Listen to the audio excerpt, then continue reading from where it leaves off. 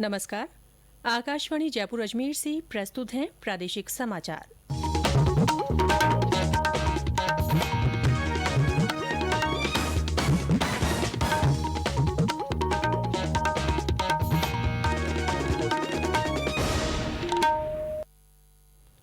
समाचारों के साथ मैं रितिका गुप्ता।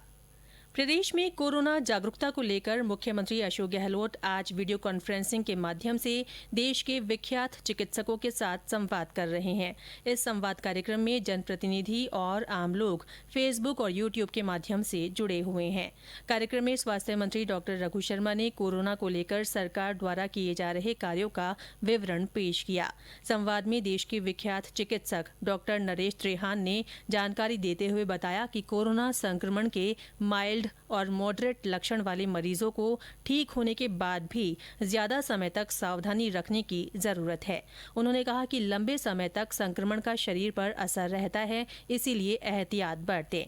संवाद कार्यक्रम को संबोधित करते हुए मुख्यमंत्री अशोक गहलोत ने प्रदेश में बढ़ते संक्रमण को लेकर कहा कि सभी को स्वयं का ध्यान रखना होगा और किसी भी तरह की लापरवाही नहीं बरते। मेरे प्रदेश के मेरे तमाम भाइयों बहनों को मैं कहना चाहूंगा, आप ध्यान से सुने और जो बात बार बार आ रही है कि अगर खुद का बचाव खुद को करना है, ये बहुत खतरनाक महामारी है, बहुत खतरनाक महामारी है। क्योंकि मृत्यु रेट कम है, इस कारण से लोगों को भय खत्म हो गया, लोग लापरवाह हो गए हैं। लापरवाह अगर इसको रोकना है, जिन मुल्कों ने जिन प्रदेशों में लापरवाही रुकती है वहां पर ये कोरोना का अटैक कम होता है। ये दिमाग में रखें आप लोग। कार्यक्रम में देश के विख्यात चिकित्सक सीधे प्रसारण के माध्यम से कोरोना के बारे में जानकारी दे रहे हैं। प्रदेश में आज कोरोना संक्रमण के 799 नए मामले सामने आए हैं। इन्हें मिलाकर संक्रमितों की संख्या कुल 1,04,937 हो गई है। इनमें से 86,212 मरीज स्वस्थ हो चुके हैं। फिलहाल 17,468 मरीजों का इलाज चल रहा है।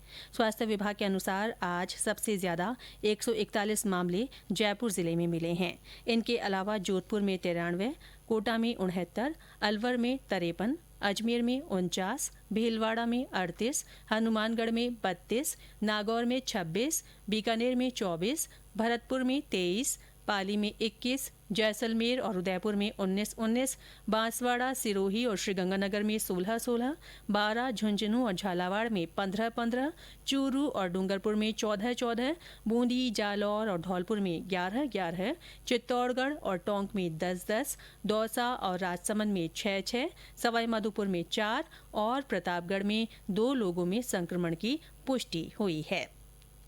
राज्यसभा ने आज वायुयान संशोधन विधेयक 2020 पारित कर दिया है। इस विधेयक के जरिए वायुयान अधिनियम 1934 में संशोधन करने का प्रस्ताव है। इसमें नागर विमानन मंत्रालय के अंतर्गत 3 मौजूदा प्राधिकरणों को वैधानिक दर्जा दिए जाने का भी प्रावधान है। ये प्राधिकरण है नागरिक विमानन महानिदेशालय, नागर विमानन सुरक्षा ब्यूरो और वायुयान दुर्घटना जांच ब्यूरो। प्रत्येक संस्था की अध्यक्षता महानिदेशक स्तर के अधिकारी करेंगे, जिनकी नियुक्ति केंद्र सरकार करेगी। विधेयक पेश करते हुए नागर विमानन मंत्री हरदीप सिंह पुरी ने कहा कि विधेयक में जुर्माने की मौजूदा अधिकतम 10 लाख रुपए की सीमा को बढ़ाकर 1 करोड़ रुपए किया गया है।